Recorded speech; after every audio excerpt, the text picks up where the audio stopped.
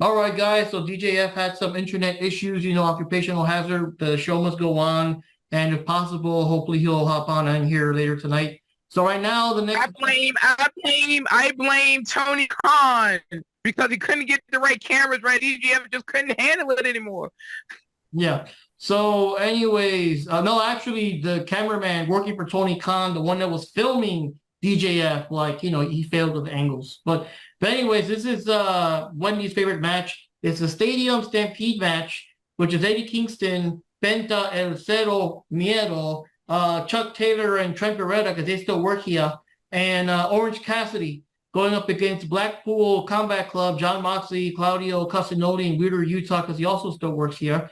Mike Santana and Ortiz, which is a weird combination there, but yeah. So the most I remember is that, again, it went all over the place. Probably the spot I remember the most was that somewhere during the match, Trent's mom showed up in a car or something, and they tried to attack her too. And the crowd, the commentary, oh my God, they're not attacking Trent's mom. What the, you don't go that far, and that kind of shit. So that was like the only thing I remember that really stood out amongst, all the cameras, and we were pretty much like Panda is right now. And I believe Eddie Kingston's crew won the match. And again, this is probably the first ever Stampede match, Stampede Stadium, whatever match that did not involve Jericho or the JAS or the Inner Circle, which is weird because the whole thing was their idea to begin with. So that's pretty interesting. No Elite and no Jericho guys. So, So anyways, thoughts, guys, before Ninja Panda? Ninja. Yeah. Come on there. You go. Sorry, I was having a nightmare about a boring ass Stampede match. For one, they could have not even made that a Stampede match. They could have just done that as just a normal ass match, and it would have probably gone the same way. I mean, Cassidy has the win. Moxley's bleeding, blah, blah, blah, yaggity schmackety. And the one thing that really pisses me off about this, because, usually there's some comedic, bits here and there, or some really good action bits here and there around the stadium. Nothing.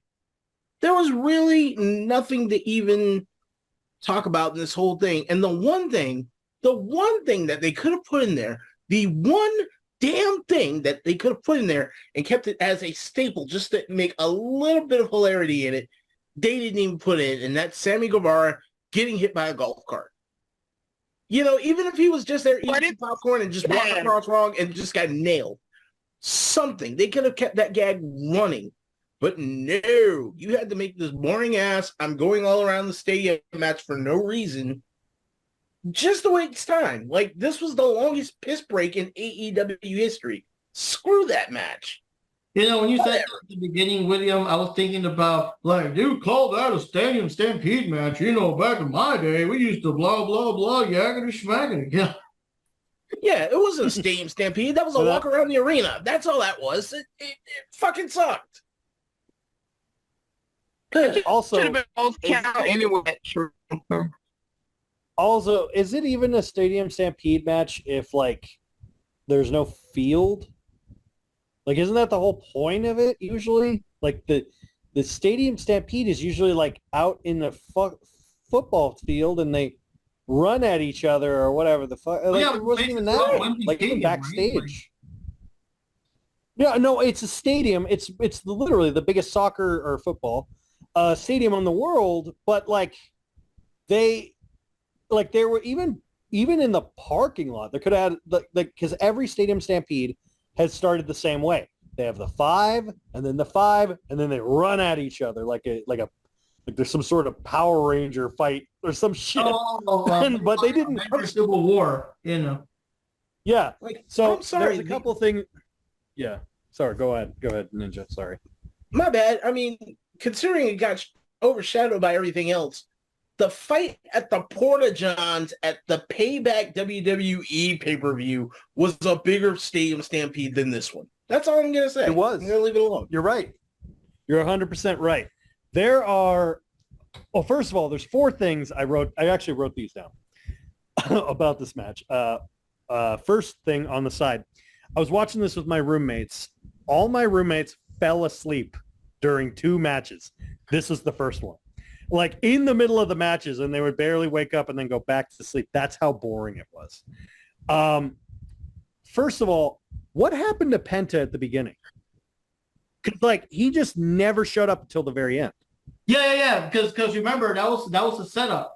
Penta came in as his regular Penta Cero Miedo, and he got quote unquote injured. So everyone thought, well, he's injured, he's out of the match. So near the end, he came back as I forgot what his dark version was called. It was something with a red version, But what I don't remember is like I don't remember. He came over as Satsui no Hado Penta Cero, near the end. But I don't remember seeing him get injured like at all. Like they're like it was kind of like the Pookie in The Simpsons, like I have to go now. My planet needs me. And I'm like, what the fuck? And then he's like, oh no, he's back. He's back in his dark version. And I had the same reaction about Penta coming back as I did about Santana and Ortiz coming back. They were like, oh my God, it's Santana and Ortiz and they're back. And I'm literally like, you left? I legit was like, wait, they were gone? They literally made no presence in my life at all on AEW, even while they were around. And no, I don't remember a single thing that they've ever done other than been Jericho's backup. Like gun to my head, I could not name a single match they've had. I really couldn't. I'm not trying to be a dick. All you don't get about them was their like temporary gimmick where their faces were painted like white or something, and they only did that in Dark Elevation. Like I don't remember them ever doing that. And they did that. And they did that by ripping off the Gorillas of Destiny, because that's literally what they did. Anyway, that's a whole nother. Anyway, one other thing, back to the whole point of them coming back. I cannot and will not, and no one should ever be able to take Santana and Ortiz seriously as a threat when they come back and one of them is wearing fucking Pharrell's hat. That is not fucking intimidating in any way, shape, or form. It was literally Pharrell's hat. He was just happy. That's all. Yeah, it's all like, oh, you're intimidated now. Look who we got. And then just Ortiz walking, it's like, cause I'm happy. It's like, no, no, it's not intimidating, bro. What the fuck? It's like, it would be like, imagine like, Mark, imagine if like you and me and Ninja were like gonna go on a like Wrestle Talk, and we're gonna have this whole rivalry, and then I walk in with like my leather coat and my sunglasses, and you walk in with like your Ninja Turtle, like your Street Fighter headband, and then Ninja walks in with one of those toddler spinny hats. It's like it's like fucking diffused any sort of momentum we would have. Like you mean like the hat with the propeller at the top? Yeah, with the propeller and the lollipop, but he's still looking serious and stoic. I know, man. I'd be like, oh shit, he's got the spinny beanie, man. You better clear out of here. Yeah. Panda ain't but here's the problem. No, but here's the problem with that.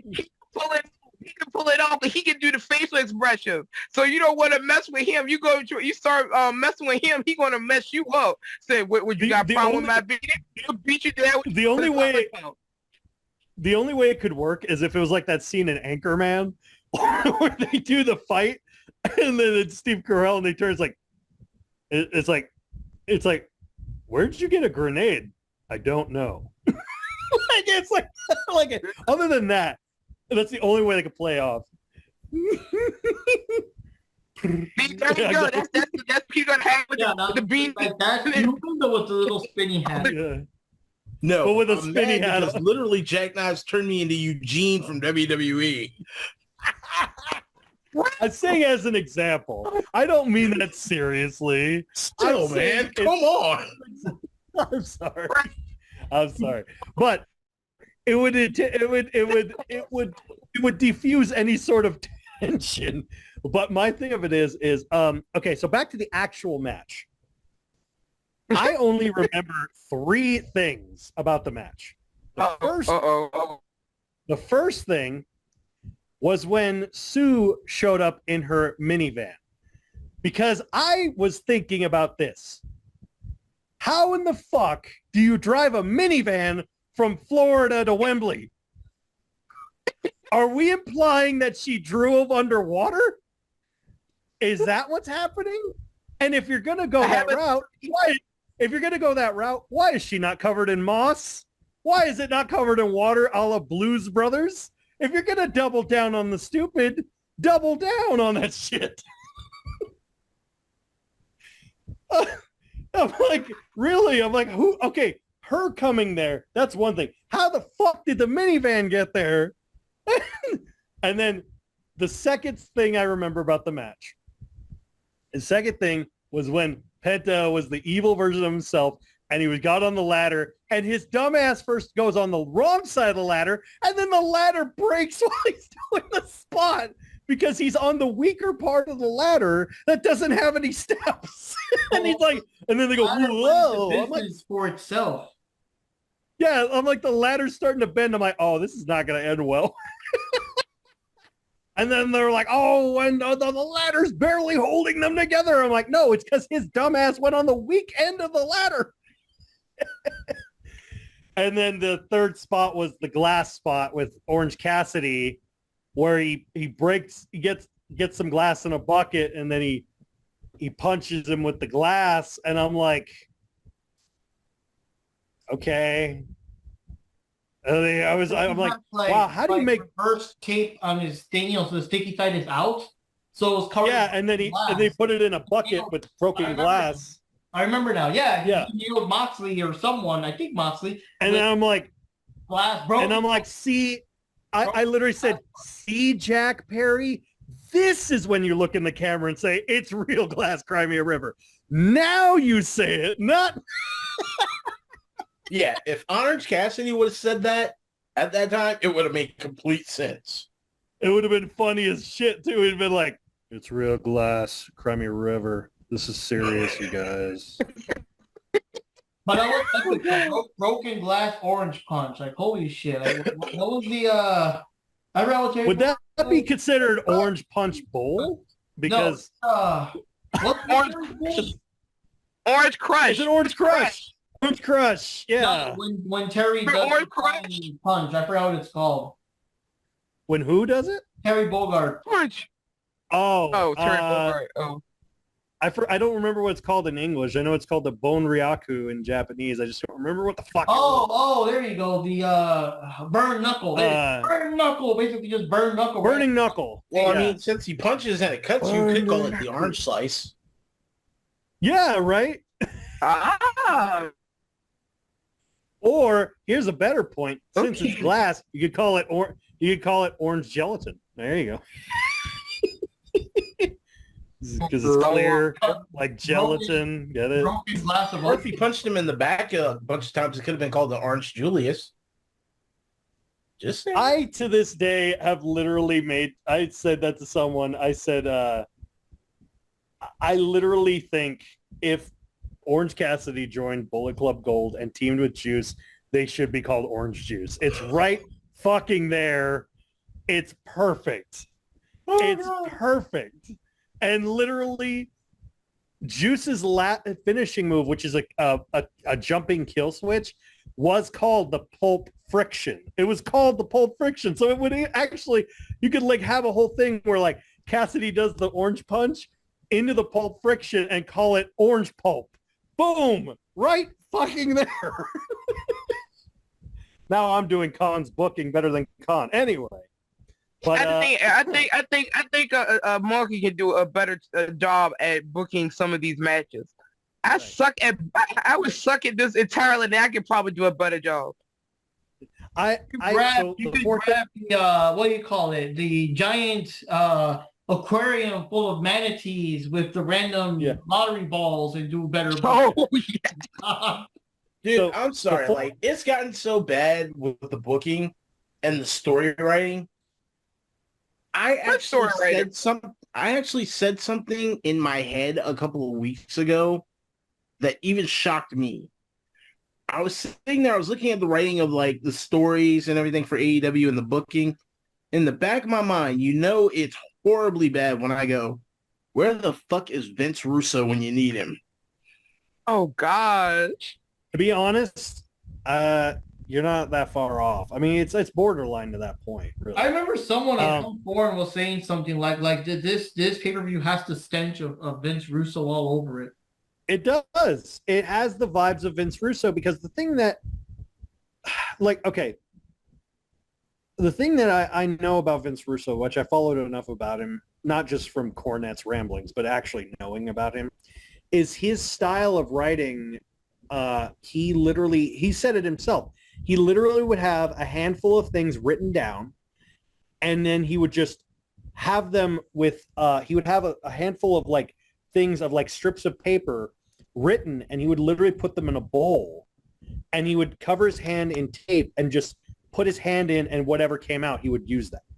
I'm not joking. That's literally what he did. And I'm like, that does feel like what AEW does. I'm not trying to be a dick here, but it does feel like what they do. It's like just randomly pulling papers and going, let's see, minivan, ladder, glass. All right, let's work with it. Like literally. So the 4 takeaways I have from that match: how did the van get to London? Ladder breaking because they're stupid. Glass breaking and Pharrell hat. That's the 4 things I took away from that whole match.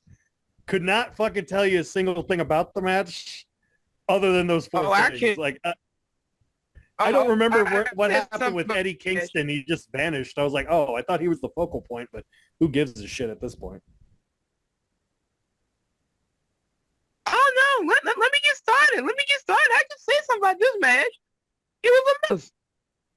There we go. But I just had to comment on the fact how what's-her-name mother showed up there. I mean, she used the same power that the kids like what they did on South Park when the kids had to play dodgeball in China and they took the bus there. Anybody remember that episode? Early episode of South Park. Oh yeah, I forgot about that. It's so true. It's like, how did you get here? We took the bus. It's like, what the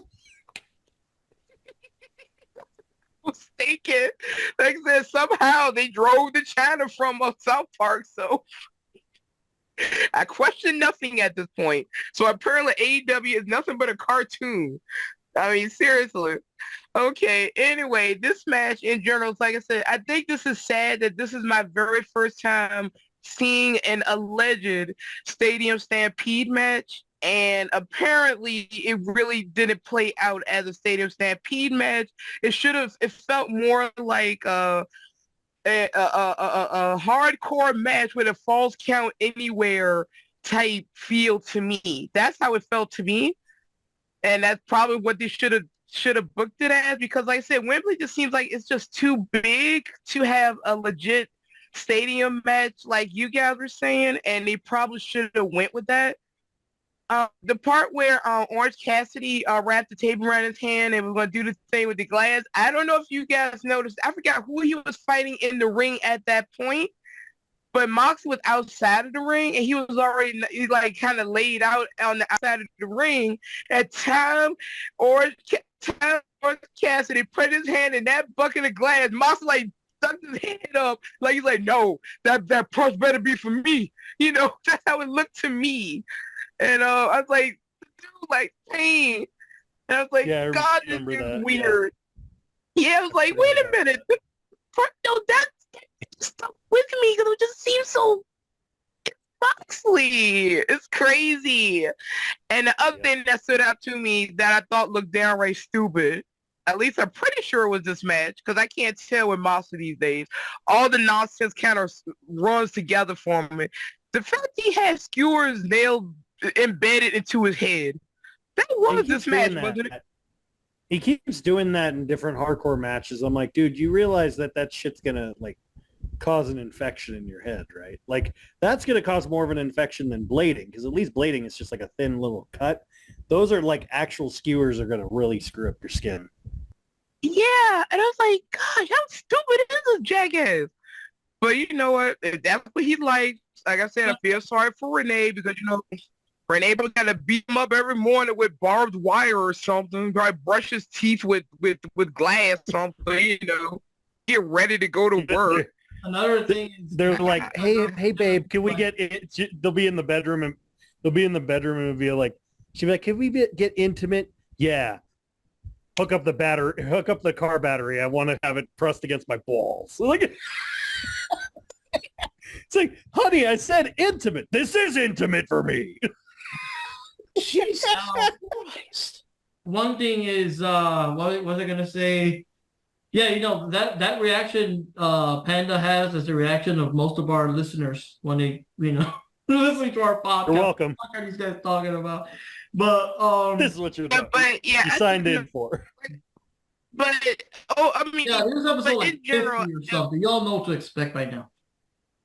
I mean, but for real, but with this match though, I just personally didn't like it. Over the place. I had forgotten who was with which team. I mean, it just got it was just so nonsensical to me.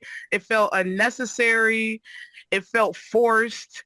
And and like I said, it should have been about Eddie Kingston really, but like I said, you didn't see him. You saw him like for a while, and then it's like they didn't show him anymore. And then later on he comes in there and he goes after Moxley, and then both of them are laid out, and they gave each other the finger, and then Orange Cassidy made the pin on Claudio. Oh, Lord. Okay, excuse me. Offline, I do have a bad habit of saying Cesaro. I just mixed Cesaro with Claudio. Sorry. But that's my name for him, Cesaro. But anyway, he pinned him, and and Orange Cassidy won for Eddie Kingston's team. And like I said, I really didn't care about this match. I was just curious about the setup of the match because, like I said, I've never seen a stadium match, and I'm under the impression I still have never seen a stadium match. But it just felt like a waste of time too, because in the other stadium matches, like between the Inner Circle and I think MJF with the Firm and then the Elite and all that, like they had enough members. These were factions that had 5 or 6 members. There were enough members on each side. Here, just because it's like, well, we gotta have a stadium match at Wembley, whatever. That's why they start throwing all these characters because like we don't have a faction with 5 or 6 guys. Who cares? Throw the best friends in there and Benta, and let's bring out the Tito and Santana, the Ortiz and Santana action figures. Throw them in there too. What's Cassidy doing? Throw him in there too. Like, oh, that's right. Cassidy had to replace what's his face because of the visa situation. He couldn't leave the U.S. Ray Phoenix. Yeah, actually, if you really wanted to do a decent Stadium Stampede, instead of having those guys do it, why didn't you just have like the Golden Elite versus the Bullet Club Gold and have them do a stadium match? I mean, exactly. That's what I was just thinking too. I was literally thinking that too. I was like, wait, why aren't they doing the Stadium Stampede? Isn't that the whole like the Elite's bag? It's usually like the Elite in the Inner Circle, right? Or whoever the fuck, whatever they call themselves. Yeah, it's usually their bag. And at least there's some continuity because the Elite have been in those before, so it kind of makes sense. Oh, wow. Well, there we go. Someone doesn't know what they're doing there. All right. Hey, Johnny, what did you think of this cluster what of a match? That shouldn't have been there, and it need better cameramen, and the whole thing was just it was just a waste of time. Yeah, I don't really remember about this match at this point, and again, there's just too much going on with the horrible camera work, and I don't know, just the fact that Orange Cassidy somehow won this match. Which, it's not really much of a surprise at this point because AEW seem to have them since or whatever. But, I don't know, man. It's just like this match was kind of like, for me. Like, I wasn't really too invested into this, and I honestly forgot most of it at this point. Oh, don't worry. It's easy to forget when even a cameraman can't catch everything on camera. Yeah. That's all I'm going to say about this nonsense. But they had to have him win, so that way you can set him up so he can go, go get a chance to go against Moxley at All Out for the main event. So there you go. And of course, as we know, he had to go up against Moxley for All Out because Penta had to lose. Yep. They should have just made it a three-way, but you know what? Never mind. A three-way match, but you know what? Let's ignore that. So in this one, I was the only one that went for the Blackpool Combat Club. Everyone else went for Eddie Kingston and his Burger Kingsters and everything. Well, you do know why I chose them, right? It's more like I don't give a crap. Meeny, miny, mo. That's when I'm picking. Let's go. So there we go. So everyone else went for Eddie's crew. So the next match we got here. Let me Jericho? check. Yeah, I think it was maybe. No, Jericho it was a women's match. It was 4-way match with Hikaru Shida, the current champ at the time, versus Britt Baker, DMD, Toni Storm, and Saraya. And I like the match. I like a little bit of storytelling because, like, you know, obviously Toni and Saraya are in the same team. They're both outcasts. So, like, I guess Toni was, like, kind of hoping Saraya would help her get her title back. But Saraya, of course, wanted the title for herself, too. And so, yeah, there were times where one was trying to pin the other, you know, like Shida was down and both like Toni and Saraya were pitting her. They're like, whoa, what the fuck? Hey, we discussed this, you know, so they were fighting against each other. Then, of course, the Knight family showed up. So we got Saraya's family in the crowd. And there was a part where Saraya Knight herself, which is Saraya's mom, it's confusing with the names, she started, like, I guess she was doing whatever, and Toni accidentally socked her. So, of course, Saraya's like, the fuck are you doing, bitch? You know, and that just got even more confusing and everything. And near the end, there was a part where actually Ruby came in, and Ruby tried to split them up and remind her all at the same time, and the same side, and they still threw her out or some shit. She didn't have too much of an involvement in the match, but she was there for a moment. And then near the end, Britt Baker had Britt Baker had Hikaru Shida in the what's that thing called again? The lockjaw. And it was kind of like the whole struggle, you know, will Shida tap out or not? But then while that's going on, real quick, like, I think Saraya, like, fucking either she power bombed or did her finisher. She did something to Toni Storm and pinned her 1, 2, 3, and bam, Saraya won. And that was a big shock. And of course, Toni feels surprised, and Ruby still doesn't know what to think. And I think the whole Outcast just imploded on itself, the Outcast group. And there was, of course, a big moment that Saraya won, the cheers, the whatever, the family, Saraya's emotional, all that shit. But of course, most of us are thinking, what's going on? What's going to happen with the Outcast after that?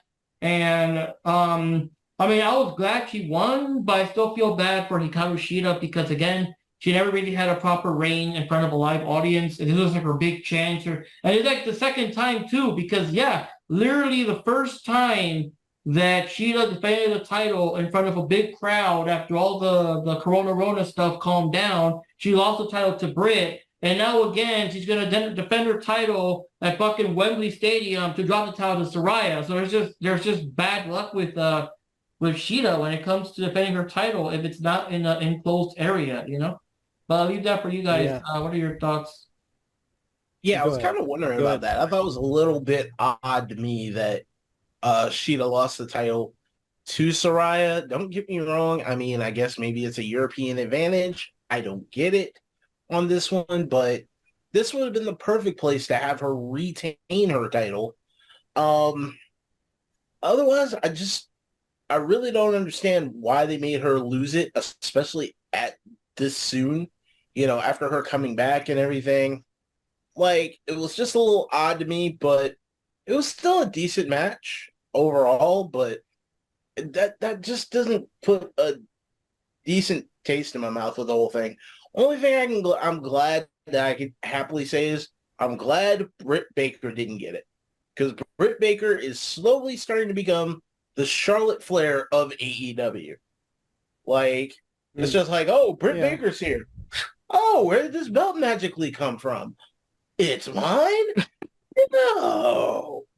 Like, it's getting ridiculous to this point. Like, she's turning to like the Charlotte and Becky Lynch of WWE. Of AEW. I'm starting not to like it. So, I mean, it is what it is. It was an okay match, but that's about it. Well, first off, I will say that entrance by Saraya was freaking awesome. I'm just going to flat out say that was probably one of the coolest entrances. I mean, it's literally her wearing a crown with her family, all coming out together at Wembley. I'm like, to "We Will Rock You." Like that is like the most awesomely British thing I've ever seen. Like I was like, that was really, really cool. And Emmy Sakura was crying in the background somewhere. yeah, she was watching it and crying. I was like, yeah, because it's like her. I mean, yeah, I'm like, as soon as I saw that, I'm like, yeah, there's no way she's not winning. Like they put so much into this. There's no way she's not winning when I saw, because I honestly had said that before. I think in my predictions, I'm like, I really think I'm like, it would make sense for Saraya to win it because it's Wembley. And she's, you know, like probably the most famous British woman wrestler they've ever had. And I mean, the fact of the matter, she's also, unlike everyone else in that match, she's the only one that's never been the champion in that company. So it's, you know, there's kind of that. And, you know, on top of that, with the whole Toni Storm thing, you know, her being in that match, I really thought what was going to happen was Saraya was going to pin Toni to win. Isn't that what? Who'd she beat? Wasn't it? Yeah. Saraya pinned Toni to win because it was Toni. Okay. Britt was busy trying to get Sheeta to tap out, that they were too distracted to know what the other two were doing. Yeah, and then now there's that whole tension going on behind the scenes where like it's like Toni's slowly losing her mind and going this whole diva actress route, which is kind of cool. I kind of dig it. But yeah, I am a little bummed. But the fact of the matter was, and I hate saying this, I like Sheeta, but she is boring as hell. Like, I'm sorry, as a champion, I don't think they've had anyone.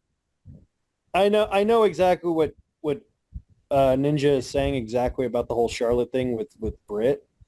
But the thing of it is like you need to have someone who has enough presence to be champion, because otherwise you get someone who's like so boring, no one gives a shit. And Sheeta is like, it was kind of like with her and Nyla Rose and Riho. They were like the most bland champions. It's like, oh, cool, they were champions. No one really gave a shit, but they were champions. When Thunder Rosa was champion, she at least had this whole kind of presence to her of like, hey, I'm going to come out and kick your ass. Or Britt has that kind of presence of like, I'm the best. Here's what's going to happen. Screw you. And I think Saraya could kind of pull off that whole thing. I do feel that eventually it's going to build to like Saraya or Ruby Riot or whatever the fuck she's calling herself, Ruby Soho. Mm-hmm. She's going to backstab Saraya to get the belt on her or Toni, or is going to backstab to get it on her, on Ruby or something like that, because I just have that feeling that's what's going to happen. But I think it was more of like her winning that belt at Wembley was more for the moment than it was for like, hey, we think you should be a champion. Because they just needed that major pop for Wembley for the highlights to come down the road. You know, it'd be like, oh, hey, we got this at Wembley. Oh my God. You know, it was okay. It was an all right match though. Like I said, most of the matches range from like to it was okay. This was in the realm of okay for me. Yeah, this match was all right, but I was a little disappointed that that what's her name lost, because she didn't have the title long. But at the same time, after I got over that and I saw that, you know, Saraya won, I was like, well, they are in the UK. She is from the UK. She's at Wembley, so it would make sense for her to win, you know, because it'll look good. And they did get her family involved and all of that. I mean, DJF was supposed to be there too, but he had an appointment. He couldn't make it. You know, he was supposed to be in there helping out too, but you know. But yeah, I was, like I said, I was a little disappointed, but at least the good thing about this setup is that for once in their life, they're trying to do a story with the women. I mean, at the media scrum, Khan was asked about that. He went into a whole different chapter of a whole different book when he was asked about how you book the women's of division with story and stuff. So whatever. But yeah, the match was all right. There are a few good spots there, but I guess when you think about it, Hikaru Shida, I guess she really isn't that exciting. She doesn't have that strong presence like the other three. You know, now that I'm thinking about it, and I guess when you do have a champion, you want them to have that strong presence and, you know, as Jack had just pointed out. But I still thought it was crazy that Shida lost the title. I mean, I could see her losing it. It's just the fact that she lost it so soon, and that's why I think I predict that she would retain because it would have been too soon to lose it so fast and in such a and in front of such a big crowd. But Saraya made sense. You know, when you get down to it, they should have had Saraya win the belt earlier and then have her retain at Wembley. No, maybe not. That wouldn't have worked. Yeah, I don't know, but either way, I am kind of curious where the Outcasts are going to go. I finally did get to see Toni in her new diva form, and her shoe throwing, poor Renee having to dodge shoes now. I mean, you know, it's just, I like it. I like Cray Cray Toni. So we'll see how it goes. Now, as for Ruby's role in all of this, see Ruby as a champion type. So I think Saraya and Toni are better and Britt are better champions than what Ruby could be, in my opinion.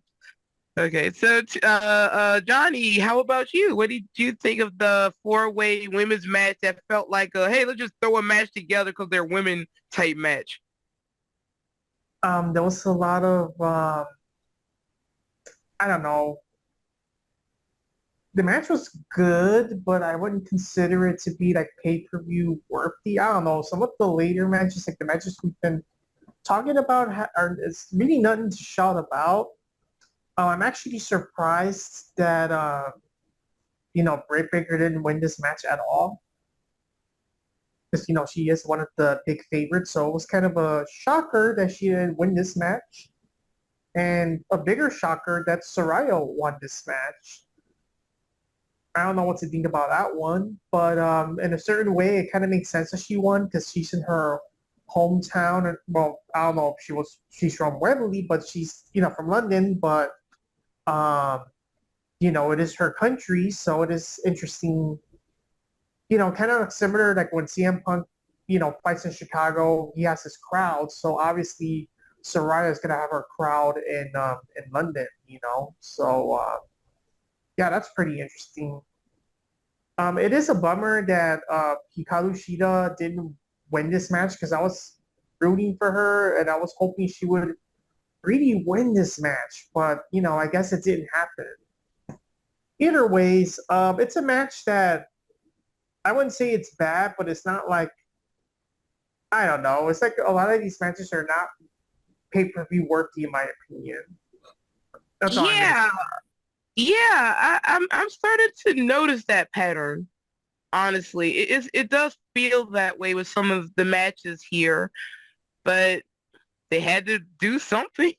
Okay, so for this one, no one got a point because all of us went for Hikaru Shida, and it was pretty much Jack's reasoning for the last video that we all kind of thought that despite like how interesting it would have been if anyone else would have won, we were all assuming that AEW is just going to play it safe and have Hikaru retain. So yeah, none of us got a point there. So let's see the next match here, which is now it's Jericho, right? No, not yet. It's Darby Allin and Sting going up against Christian Cage and Swerve Strickland with Prince Nana in the background, which is a coffin match. And I don't remember that many details. I think, well, the only thing I remember, Joker Sting? The only thing I remember was that they slammed Sting in the coffin and they were going to close it, but Sting had his back, so the back, prevented the coffin from completely closing. So then speaking, he was still in the match. and then they slammed Swerve in there and closed it, and that's basically it. So basically for this one, it was like, you didn't have to put both of them in there, or there weren't two coffins. It's just whoever slams a member of the opposing team would have done it. Yeah. But other than that, I don't remember. I mean, if you guys the only memorable thing about the match was Darby doing the single stupidest spot anyone has ever seen. Yes, and know where he does the coffin drop. He did a coffin drop off the top rope outside of the ring to Swerve on the coffin. Swerve moved out of the way, and he literally falls straight down on the coffin, like the casket. Oh, like, it was a solid metal casket, closed, right? Does it have like a dent on there? Yeah, it was closed. It was solid. Yeah, it literally was like the equivalent of doing a coffin drop on concrete. And literally when it happened, I literally when it played the replay, I did this. I put this sound effect on it.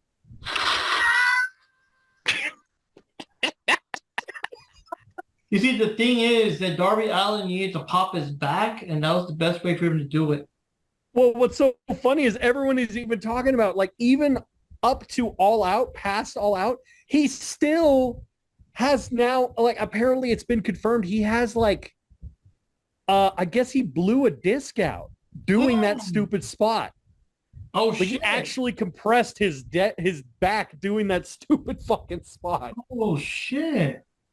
Because when he went into the match at All Out for the TNT title, he had his ribs and his back like braced and shit. Not braced, but like tightened because his spine was still damaged.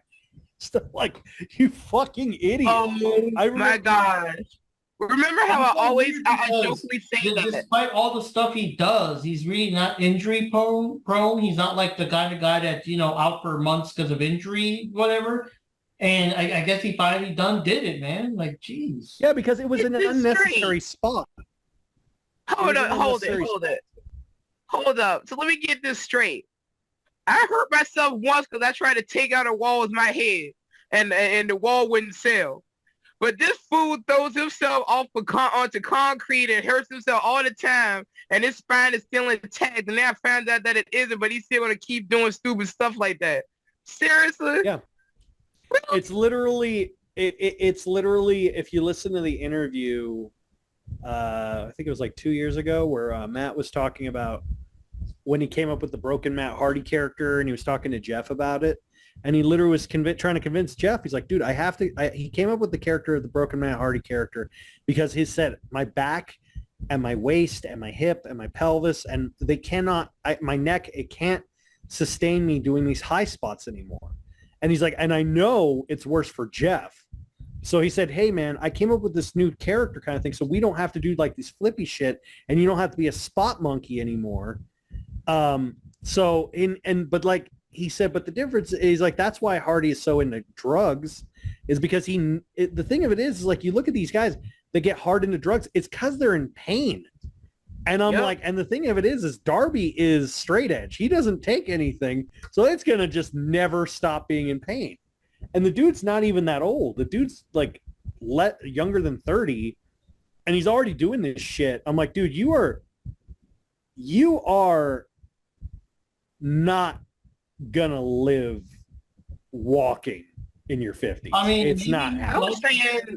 He's just not as outwardly obvious as fucking Moxley is or whatever, but I think it's more of the fact that I don't see a world where Darby Allin is 50 walking around. I don't see that happening. I see it either him in a wheelchair or him on crutches. I don't see a world where I could conceivably see. Could you honestly see Darby Allin as an old man walking around? No, and I've been saying that for months now. I've been telling Mark that one every time, and my cousin Kevin, I always say it. Darby Allin is probably gonna have to retire by the time he's like 35 if he gets there, because we're gonna mess up his spine and screw himself over because he keeps doing these stupid spots. And the thing is, like, does he have a fucking, well, I guess not anymore, but does he have an adamantium spine? Because he's so skinny though that, like, I feel like every time he does something to his spine, he's gonna snap it because he's just so skinny. He doesn't really have a bunch of extra fat or extra muscle to protect. And that's the major issue that I have with it. It's like you look at guys like a Rob Van Dam, for example, or Sabu, for example. These guys did death-defying shit and it damaged their body beyond repair, but they also had a lot of like muscle build to it and weight to it. So when they did these spots, they had some, not much, but some cushioning. Darby, I don't think Darby could even eat a full sandwich. Like that motherfucker looks like he has never eaten an actual meal in his life. Like he looks like the kind of guy who would go to a date with someone and they go, "What do you want?" And he'll just be like, "Oh, I'll just have water and bread." Like he seems like that kind of guy who, not because he's like, "Oh, I'm trying to watch my weight," but because he can't actually digest food. Like, you know what I mean? Like one of those people that just cannot eat. Yeah. So I don't know. Maybe I'm sorry, but when you make Danhausen look like Yokozuna standing next to you, there's a problem. Oh gosh. Yeah, because I'm like, dude is, I mean, like even fucking Cassidy. I hate even to bring this up. Even Cassidy has a fragment of weight definition. Like he has got some muscle. He's got some muscle build to him. Not much, but he's got some muscle build to him. But even he is like, hey, I'm not going to do these crazy stupid spots, because he does moves where he goes, I'm going to have my back break my fall. But every time he does it, every time I see Darby Allin in the ring, I think of that quote from Joe Dirt where he gets thrown over the steps and you see him like land head first, and then you hear him go, "Luckily my neck broke my fall." Like that's what every time I see Darby, that's what I think of. It's like, luckily my neck broke my fall.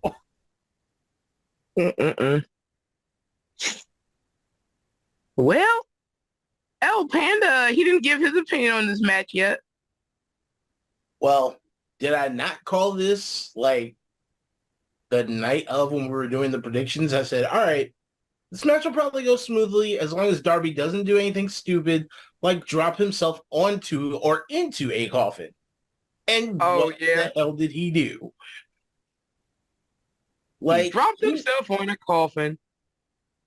Like, he needs to knock it off. Like, he's honestly making Jeff Hardy look safe at this point. Like, a lot of the shit that he does, it's one thing to have high-flying and death-defying stunts, but these are just more just death-defying. Like, it's pretty much he's gone from being a wrestler to damn near being Johnny Knoxville at this point. Oh, God, so he's a jackass. Yeah. So, like, he really needs to just rope it back. Otherwise, I thought they were going to do a bit more with, Sting, considering he was coming back out with the Joker gimmick. I thought he was going to be, a little bit more lethal and a little bit more sinister. That didn't really happen. It was still same old Sting, but he just now had the Joker face paint. Like, it didn't really feel any different. This was just like a match. This could have been done on like Dynamite. Like, otherwise, only thing he did was at the beginning, it's showtime, which I'm assuming was his Joker type gimmick thing. But that's like, once he get into the ring, it was just regular old Sting. Yeah, like this could have been on AEW Dynamite and it would have made no difference. Like, it was a filler match. It felt like a filler match to me. Mm-hmm. Any thoughts there, Johnny? For this match, I don't really remember too much about this one either. Just Darby Allin hurting himself as the minutes keep going in this match, and it's like, I feel like he needs to sign a contract that'll limit him to do certain things, because he just keeps doing weird shit and he just keeps injuring himself as we speak. So I think that's all I have to say. Wait, didn't Luchasaurus come out at one point and I don't know, I think he came out and he took Prince Nana out, right? No, they work together. Both Prince Nana and Luchasaurus were on Christian Cage's team. Oh, yeah, that's right. I don't know why I thought he came out and had to take somebody out. Yeah, I don't know. Must be thinking of Dynamite or something. I don't know. All right. So who won this prediction? For this one, everyone got a point except for Panda. Panda was the only one that thought that Swerve was going to win. But I guess Darby pulled a swerve on him. So anyways, the next match we got here, yeah, I think DJF is out for tonight. I mean, the signal's just, his internet just flat out died, which is a testament to our delightful internet service, which to be honest, I'm lucky that mine didn't die out because I got the same service. So anyways, next one we got is Chris Jericho, El Ocho, going up against Will Ospreay with Don Callis there. And I don't remember too much about the match. I just remember that Sammy Guevara was there too. And I remember that, you know, Will Ospreay won the match thanks to Callis. I'm pretty sure there was some cheap shit because of Callis. There always is. But I think Guevara still tried to prevent it from happening or whatever. But in the end, you know, whatever. Yeah. Will Ospreay still won. But and there was like this emotional moment near the end where Chris Jericho just looked like so defeated, where even when Sammy tried to comfort him, Jericho's like, no, back off. No, man, not now. And all that kind of crap. But of course, Sammy took it more personal and all that. And it's kind of interesting because in my opinion, well, first of all, I want to say I'm surprised that he did win because I'm surprised that for the pay-per-view, both matches with Don Callis' teams, you know, like Don Callis won both matches. I was thinking like, okay, since he won the first one, then yeah, I mean, Jericho's going to somehow win over Ospreay in some way, shape, or form. But no, Callis like dominated this pay-per-view. You know what I mean? But the other thing that surprised me was I didn't, because I'm still a Jericho fan, and I know he's kind of not in his prime anymore, but I'm still a Jericho fan. But I was kind of worried the way it kind of looked like, at least here how it played out. I was expecting that this was going to be the time where Jericho was finally going to just hang it up and admit they just can't do it anymore. And then he was going to have maybe like a thing on Dynamite where he says his farewells or some kind of something, maybe play into one final match, something. But no, instead we're going to get Les Sex God. Jericho and Sammy are going to try to go for the tag team titles, and we'll see how that goes on. But anyways, your thoughts, amigos? Yeah, that was kind of a weird match. Like, honestly, I thought that it was surprisingly going to be like Jericho's last hurrah, which, I mean, Wembley Stadium, a last match against Ospreay. I mean, that would have been a perfect time to do it. Like, I thought he was going to hang his boots up after this one because something just looked off, even for Jericho, even for him being older. Like, something just really felt off about the match. And let's just call it what it is. The guy can't, let's just call it what it is. Jericho can't do the spots he used to do anymore. Like, the fact of the matter is he can't do any of the high flying shit anymore. And he has to come to terms with that. I'm like, dude, you're not even 30 anymore. You're like, dude, you're close to 60. You can't freaking do the backflip shit anymore. You can't, like, I remember there was a part in the match where he tried doing that lion tamer and he almost pulled a Hayabusa. And it freaked me the fuck out. I'm like, oh shit. Like, because he did the rebound thing, because that's what happened to Hayabusa. He literally did a You mean the lion dive. Salt? Yeah, he was trying to do a lion salt, but he didn't get enough rotation, so he just fell flat. I'm like, he did that twice in the match, and I'm like, dude,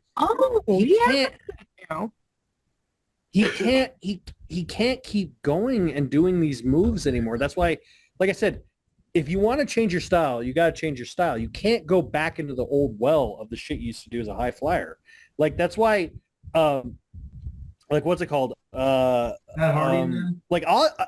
it's so funny that ironic that he's fighting Ospreay to do it, because Ospreay literally had to do that too. Ospreay used to do high fly flippy shit, and then he injured his neck, and then he had to change his style and goes, okay, I'm not gonna do as much flippy shit, but I'll still do some. And like, Jericho needs to kind of follow suit with that and not try to do these, like, he's trying so hard to keep up with these young kids, but you could tell when the young kids he's fighting are forced to hold back because he can't keep up with them. And I think that's one of the things that like everyone is starting to realize about Jericho. It's like, dude, not the fact that you can't go.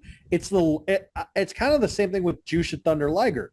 There's got to come a point where you go, it's not that I can't keep going. It's maybe I shouldn't keep going. It's kind of like that. But that's just me. Anyway, I'm sorry. Go on, Ninja. I didn't mean to interrupt you. I'm sorry. Oh no, you're good. You pretty much said everything I was going to say at this point. I mean, let's face it, Jericho, he is in his 60s. His body is getting out of shape. He's built like an air fryer at this point. Like he can't do the high fly spots that he used to do anymore.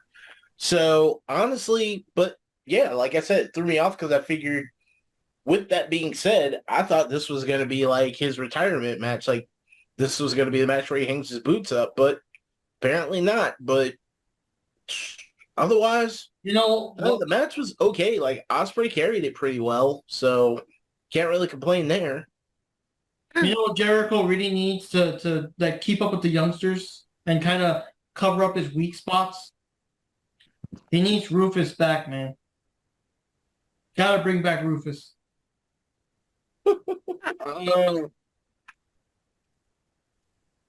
Okay, my opinion on this match. I didn't notice as much as you guys did, but it did feel a little different and off. And I noticed that with Jericho in general, he just seems like he doesn't move like he used to, compared to how he was back in the day.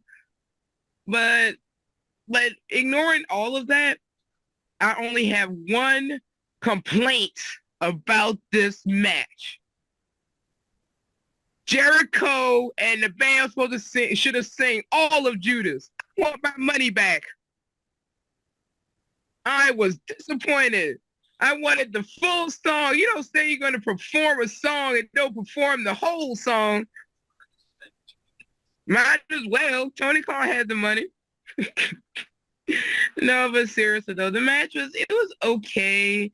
Jericho did look a little off in a few places. I don't know what to think about Jericho these days, and he keeps losing, so I don't know. And then I see he paired back up with Sammy because he was upset with it, and that, like you said, Sammy took it personally, and of course they did have a slight argument on Dynamite after that, and Jericho was telling Sammy could have done more to help, and that kind of annoys Sammy and stuff. So we'll see where they go with that in the future, and I guess they're trying to build up something there. I mean, I don't know.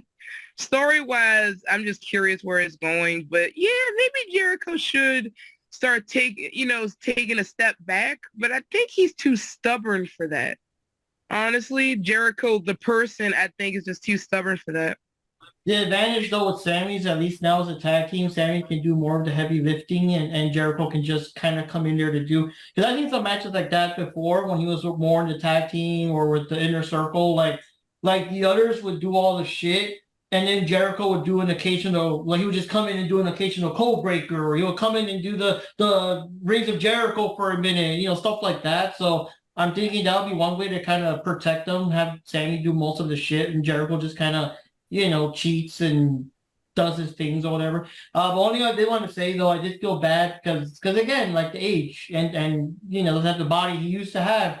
Because when he had the little promo on the Dynamite before the event, Ospreay's talking all his shit or whatever, and then Jericho's talking all his yeah, you have your other opponents, but you ain't never faced Chris Jericho and all that kind of shit. And I'm thinking to myself that I know in kayfabe we're supposed to whoa, how can Ospreay stand up to this challenge? But we kind of know yeah, he's an old guy, and like it or hate it, when Ospreay was paired up against Cassidy, at least Cassidy can move as fast to keep up with him and give us a decent match. Right. With the Joe character. So I'm watching the promo thing. I'm watching Jericho get in his face and talk the trash talk. But I'm thinking to myself, yeah, but realistically speaking, though, he's too old to really back it up. You know what I mean?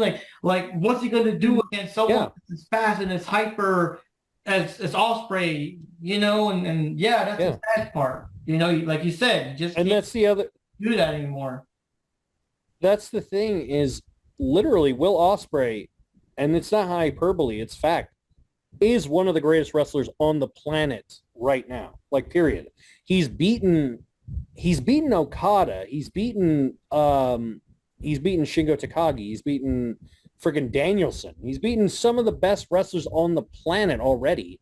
And he's like single-handedly like he's just brought in this weird ability to balance. He found the perfect balance of, because like it's interesting because they constantly compare him to Kenny Omega. The problem with Kenny Omega was Kenny Omega he wanted to be like this full force, high powered, high volume, high quick jump flip spots all the time. Like that's all he did.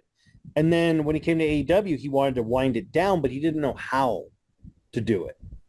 But with Ospreay, he was young enough to adapt his style to go, what can I do that's the in-between?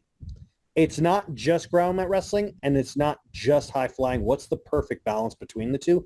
And he has the perfect balance of both. He really does. Like, he has the ability to pull out, like I said, the hidden blade is a freaking epic move because it's like the Judas effect is basically just a spinning back fist.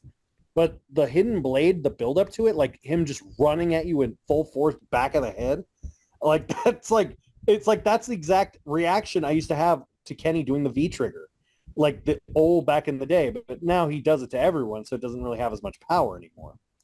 But the one thing I love about it is like I did love the promo between what Ospreay did because it was like kind of like hoodlum Ospreay. It wasn't like the Ospreay that is now is like sometimes he calls himself the Commonwealth Kingpin or Billy Goat, like Goat, the Goat, but he's Will Ospreay, so he calls himself the Billy Goat.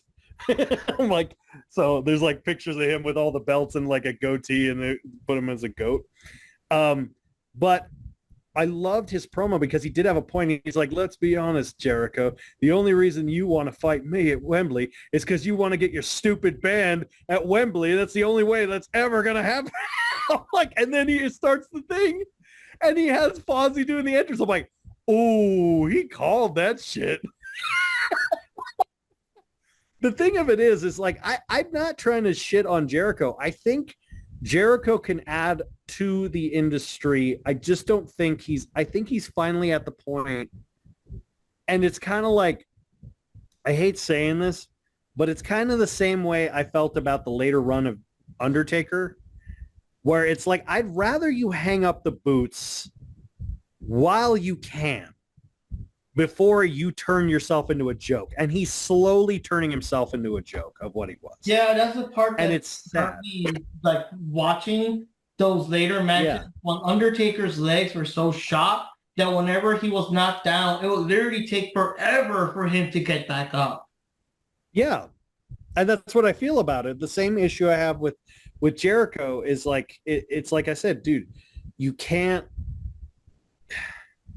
used to be one of the best high flyers on the planet, and now you can't even freaking get on the top rope half the time. And I'm like, dude, like, you can't even rebound on the ropes without it being winded. It's like, dude, come on, man. I'm sorry, but you know, it's kind of like I've just said this before. I'm like, dude, you should.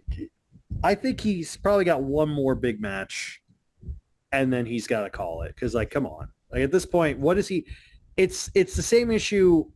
I said this to someone before. I look at wrestlers who have a legacy. You look at wrestlers in their entirety and their legacy, and you look at it and you go, when their time is up and they're done, they could be satisfied. And some wrestlers have such accomplishments that they could literally quit early. Good example, Punk. Punk's one of those. He doesn't need to win anything else ever again in his career. You look at guys like, like I said, a guy like Okada. Okada still has the record for most IWGP wins, most defenses, longest reigns. And the dude's barely in his 30s. He doesn't need to keep going. But he can keep going. He doesn't have to. But then you look at a guy like like I said, you look at a guy like Jericho, who's like, that's cool. You look at a guy like Jericho, who it's like, it's sad because you look at, those kind of old men who don't want to admit that they're old. And it's sad because it's like those guys who are like, I can still keep going. And Flair. Like, Ric Flair. You call Ric that? Flair. Yeah, exactly. I don't Ric know, Flair's Jack. one. I mean, Johnny and I aren't getting any younger. We're still like, come on, Johnny, we could still do one more BGM. And Johnny's like, let's check it out. Yeah, but you're not. Yeah, but what you guys are doing is not a thing that's going to destroy your bodies. You're not like, hey guys, let's do a juggling contest. I don't know, man. You're not like, let's do a juggling contest. I have to review Final Fight Streetwise, That's true. But like, I look at it in the sense of like with wrestling is a physical toll. It takes a physical toll on you. And it's kind of like, you could get back in the ring, but do you need to get back in the ring? Bryan Danielson's a perfect example of it. His body is barely together. Like he's mostly held up by duct tape and screws at this point. Pretty and much. he doesn't need to keep wrestling anymore, but they need him. Just like Sting. Sting doesn't need shit. He doesn't need anything else in his life, but they need Sting. And that's the sad thing I've noticed this with AEW. It's not that the old men are coming to take the credit away from the kids. It's that the company needs the credit from the old men because the kids suck. Now, one thing I do want to say, at least like in Sting's case, it's kind of like that what happened with Dragon Ball Evolution, that they brought that Dragon Ball Super in them because that way it's like Evolution is not the last thing that Dragon Ball ends on. Like that's the final note. That's why like Toriyama was like, oh hell no, and he brought back Dragon Ball. So it's kind of like, at least in Sting's case, that horrible run he had with WWE, at least that's not his final run. At least he has, whenever he hangs it up, at least he has one last decent run. Right. See, I mean, like he could have even, as legendary and iconic as Sting is, he could have not even done the WWE run. He could have just said, fuck it right there as soon as WCW ended. And he was still been remembered to this day. So he's also in the TNA Hall of Fame, and he had a great run in TNA. I thought he was fantastic in TNA. Yeah. But even with that, like he didn't even have to do those. If he would have just called it in WCW, A, nobody would have blamed him at all. And B, till this day, he would have still been talked about. Like, basically his situation is, yeah, he wants to end it on his own terms. I saw that he was going to try to do that in WWE, but they gave him a shit deal. Screw you, Seth Rollins. I don't care what they say about it being an accident. He was trying to take him out. But honestly, like the match itself was like, I don't know. Maybe to me, it seems like to everyone else here, it was really underwhelming. For like Jericho versus Ospreay, it was kind of just like, eh. Like whenever you say that, use that voice, Jack Knives, it reminds you of J.K. Simmons. It is like Jericho versus Ospreay, but first pictures of Spider-Man. Like. I want Will Ospreay to bring me pictures of Spider-Man. Damn it! Yeah. My God, that's good. That was good. But honestly, it just felt like kind of meh, really. I'm like not. It seems like every match was like that on this card. It was kind of like eh. Every match was either eh or I didn't watch it. It was boring. No, it belongs on like Dynamite or Collision or something. It just feels like these don't feel like pay-per-view matches. They feel more like something that should be on like one of the weekly shows. Okay, guys, so I have very mixed feelings about this match because on one hand, I really do like Will Ospreay. I think he is a very talented wrestler. I think he fights really good. He's in his prime. But unfortunately, I don't think this is a fair match in a certain aspect because while Will Ospreay is in his prime. Jericho's I think he should start thinking about his retirement, like it's starting to get to that Ric Flair effect, if you know what I mean. Like, I don't know, guys. Sometimes I feel like Chris Jericho doesn't really care about fighting that much anymore. Like, I think he's actually kind of, but then he still wants to do these matches, and he still, I don't get it. I don't get why he still want to do these matches. I mean, the thing about Jericho is I think he just looks more badass when it comes to like the He has a show big, and the outfits and the music. He's walking down the ring. It just falls apart when he actually gets in the ring. That's the thing. I think Chris Jericho's problem is that he has a big ego, so he still feels like he has something to prove. But we already know he's a good wrestler. But, time keeps going and he's not getting any younger. So sometimes you have to admit the fact that, hey, sometimes you just gotta give up, I guess. I don't know. Yeah. But for this match, I will give credit to Will Ospreay. I think this is a very good match. And yeah, this was like the perfect opportunity for him to be in this big pay-per-view, in the Wembley Stadium of all places. So I'll give credit to that. But other than that, Chris Jericho's like, I don't know, guys. He needs to go. He needs to take a backseat role. Or maybe he could be like, like a manager, right? Like a manager for his team, not actually getting in the ring, but just being a manager. Occasionally he'll go in there with a, steel chair or some shit, but So anyways, I was the only one that went for Jericho. Everyone else went for Ospreay. So everyone else, gets the points except for moi for this round.